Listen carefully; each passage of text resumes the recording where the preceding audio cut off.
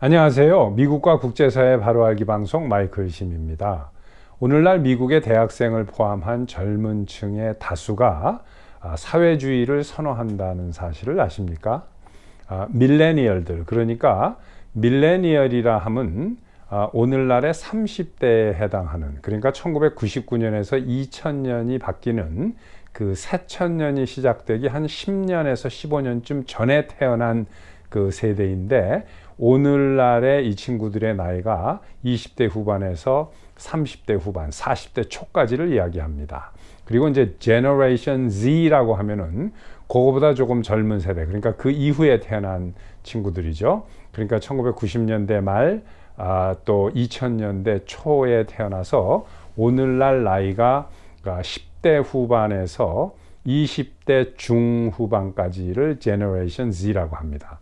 그런데 이 세대들의 과반수 이상이 사회주의를 선호한다는 겁니다. 그리고 자본주의를 선호한다라는 그 퍼센티지는 이 세대에서 45%밖에 되지 않습니다.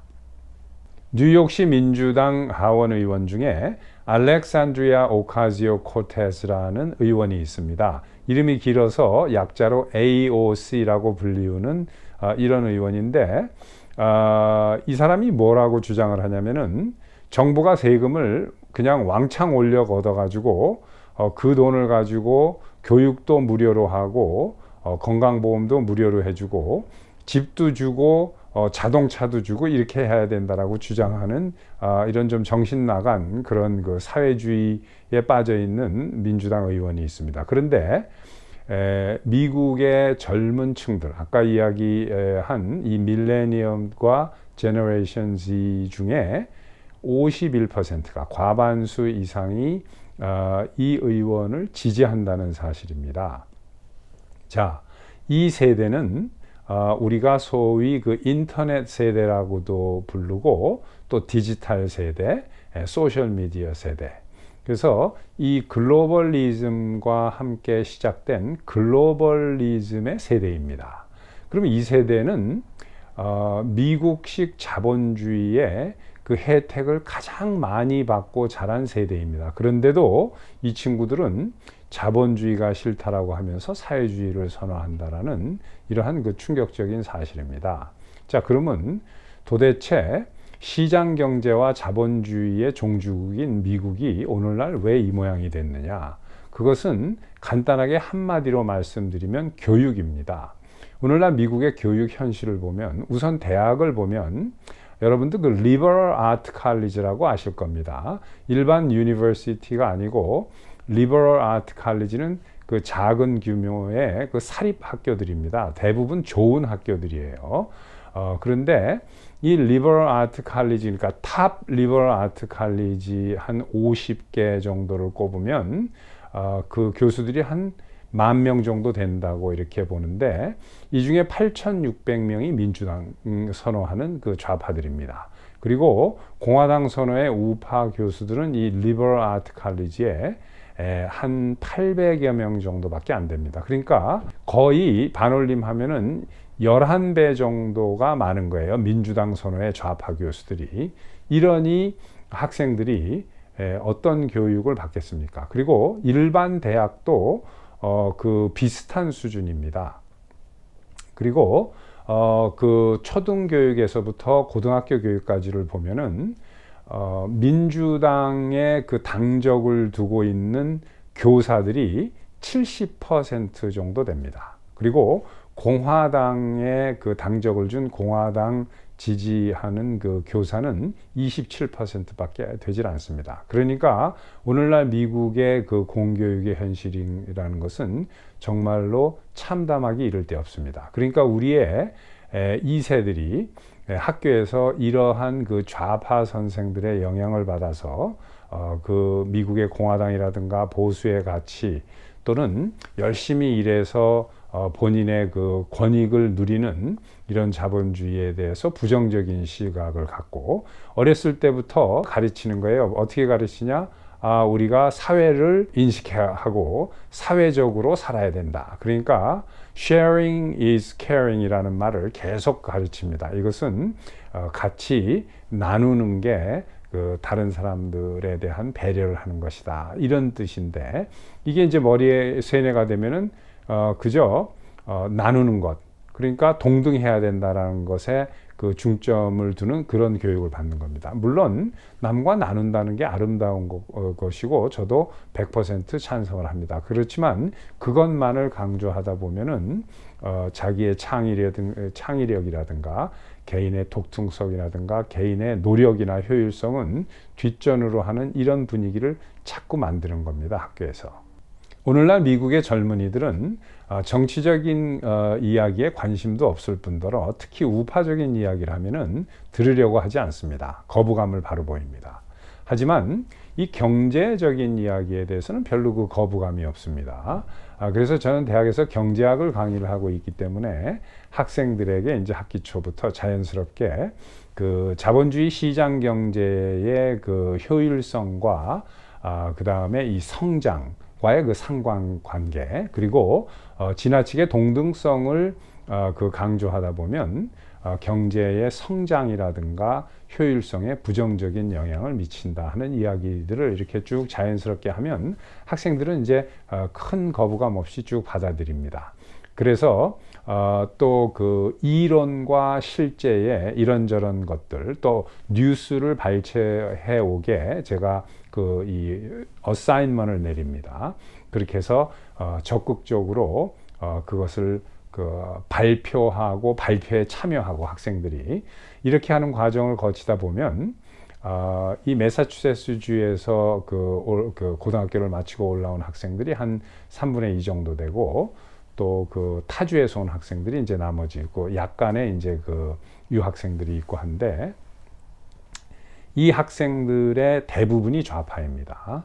그런데 좌파로 한 학기를 시작하지만 제 강의를 듣고 학기가 끝날 때쯤 되면 적게는 한 서너 명 정도, 그리고 많은 학기에는 3분의 1 이상이 좌파에서 우파로 변해가지고 학기를 마치게 됩니다.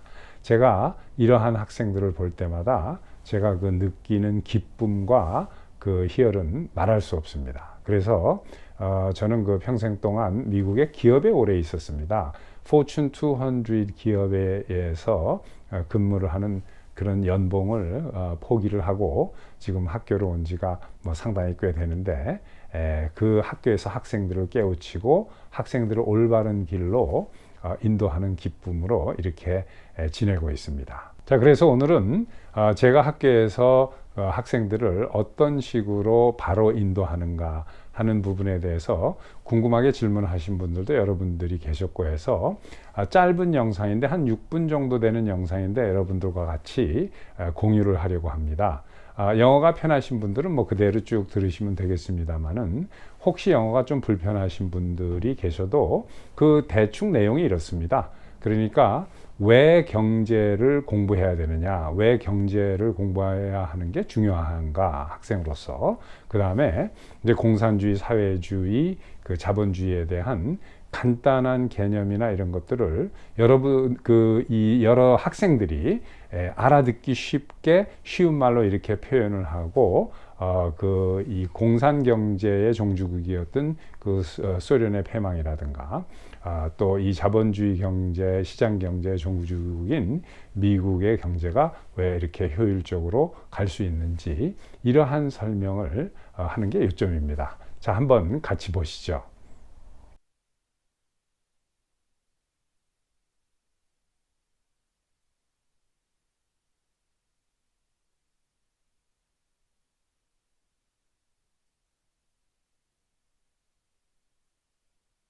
Did I get everybody? I see some of the, okay. Back there, what's your last name? Okay, very good. So you know what the economics is all about by now. First of all, economics is a study of how society manages its limited resources or scarce resources. When we say scarce, or scarcity, it means a limited resources. It's the opposite of abundance. We talked about why it is so important for students to embark on the study of economics, and there are three important reasons. One, it helps you understand the world in which you live in. Second important reason is that it's going to help you become an astute participant in the economy. For example, when you graduate from school, start making money, getting jobs, it helps you make a decision on how much you want to spend, how much you want to save, and your savings you want to invest in stocks or bonds or the mutual funds and things like that. And the third important thing that you should embark on the study of economics is that it's going to help you discern the, not only just discern the difference, but it will help you understand the limitations or the positive aspects of a lot of local, state, and federal government policies. So when you look at the policies may look very good, but it usually have unintended consequences. You know, policies running from local traffic laws or local business taxes to maybe global import-export policies that the government is trying to change. And you'll be able to understand, okay, if government adapts this policy, it's going to be helpful for our country or for me personally or not, right? So by studying economics, you'll be able to tell those things, okay? We talked about classical and neoclassical. So basically, there are 10 principles of economics that we want to get familiarize ourselves with throughout the entire course. The markets are usually a good way to organize economic activity. So what's the biggest difference between the communist economy and the capitalist economy? A lot of people mistakenly think that the communism is a political ideology. It became a political ideology later on, but originally, it is an economic theory. Communism, right? What's the communism? Yes? The government control. Right. So the communism believes that the government knows better, okay? Because government has all the intellectuals, right? Government has all the resources. Government knows what needs to be done. Government has a power to mobilize necessary resources and materials. So the government should plan economy centrally. The central planning is the essence of communism. So the believers of communist economy, they truly believe that if we centralize everything, it's going to be better off. The socialism is not exactly the communism, but pretty similar, okay? The government knows better. Government has all the resources. Government has all the technocrats who are very smart, PhD from Harvard, MIT, all of these places. So we know better than the companies or individuals, right? So let us do the job. That's the communism and basically about half of socialism. Now, the capitalism is very different, which is the United States, right? United States is the capitalist country, and it is the leader of the capitalist country. So what is the capitalism? Capitalism basically believes government doesn't know better, okay? The capitalism believes individuals know better. For example, you know what you want to do tonight, right? Not your parents. So you know what you want to be when you graduate school, right? Not your parents. Okay? So the communism and the capitalism, the main difference is communism, the believers of communism or communist economy thinks that central planning is better for the economy because the government has all the power and the knowledge. Okay? The capitalist economy is no, government doesn't know better. Okay? Individuals know better, so we have to let the individuals decide what they want to do through market. Through market. So that's the main difference. So what the capitalist world that was led by the United States and the communist world that was led by the Soviet Union, what happened in the 1980s? After the competition of two different ideologies and two different economic systems, what happened? Soviet Union collapsed, right? People realized that it didn't work. You still remember the concept of classical economic theory, meaning the economy will do very well as long as governments stay out of it, okay? So the market economy or capitalist economy, the limited resources are being allocated naturally and spontaneously by the market mechanism. In the communist country, government calls the shot. 여러분들 잘 보셨습니까? 희망은 있습니다. 학교에서 학생들을 매일 접하기 때문에 지금 그 현재의 Generation Z 이 세대가 밀레니얼 세대보다 더 보수 우파적으로 이렇게 변하고 있는 것을 제가 실감할 수 있습니다. 미국은 지금으로부터 100년 전, 그러니까 20세기 초에 Progressive Era라고 해서 진보주의가 미국을 한때 그 강타하면서 그 휘감은 적이 있습니다. 그런데 그 대공황을 거치고 나면서 미국은 보수 우파로 이렇게 다시 회귀한 그러한 역사를 가지고 있습니다. 저는 지금도 미국이 그렇게 될 것이라고 믿고 있습니다. 그런데 이것이 자동으로 가만히 있으면 저절로 되는 것은 아닙니다. 우리 애국 우파들이 힘을 합쳐서 그 행동을 해야 하고 노력을 해야 되고 투자를 해야 합니다. 돈과 시간을 투자해야 됩니다. 그래서 우리 그 차세대들을 가르쳐야 합니다. 특히 우리 미주 한인들은 미국에 이민 와서 물설고 낯설은 땅에서 열심히 일하고 안 먹고 안 써서 많이 특히 2세들을 위해서 교육을 위해서 힘을 썼는데, 물론 부모님의 공을 아는 이런 뭐 2세들도 있지만 또 그렇지 못한 2세들도 있습니다. 그것의 가장 중요한 것은 교육에 있다고 봅니다. 우리가 2세들을 차세대들을 제대로 지금도 늦지 않았으니까 교육을 해야 합니다. 사회주의라는 것이 얼마만큼 허무맹랑하고 다 같이 못 살자는 하향 평준화로 가는 그러한 이념이라는 것을 가르쳐야 되고, 또 이 자본주의 자유시장 경제가 얼마만큼 가치 있고 얼마만큼 소중한 것이라는 것을 우리가 가르쳐야 됩니다.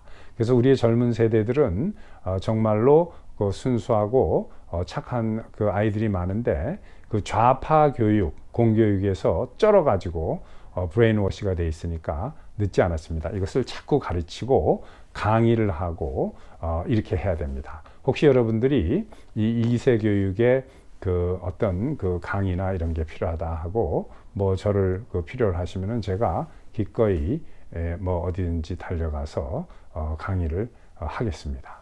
그래서 우리가 다 같이 노력을 하고 힘을 합치고 이렇게 해서 차세대들을 하나씩 둘씩 우리가 이렇게 변화시켜야 된다라고 저는 믿고 있습니다. 그래서 이 블루이스트 오브 더 블루이스트, 미국의 좌파 민주당이 가장 많은 퍼센티지상으로 그 70% 이상인 이 매사추세츠에서 뭐 혼자 이렇게 외롭지만 그래도 나름대로 이런 투쟁 아닌 투쟁을 미력이나마 젊은이들을 바로잡기 위해서 노력을 하고 있습니다. 여러분들 많이 지지해 주시고 응원해 주십시오. 그리고 그 마이클심 TV 구독, 좋아요, 알림 설정, 그리고 주변에 많은 분들께 알려주시기 바랍니다. 감사합니다. 또 뵙겠습니다.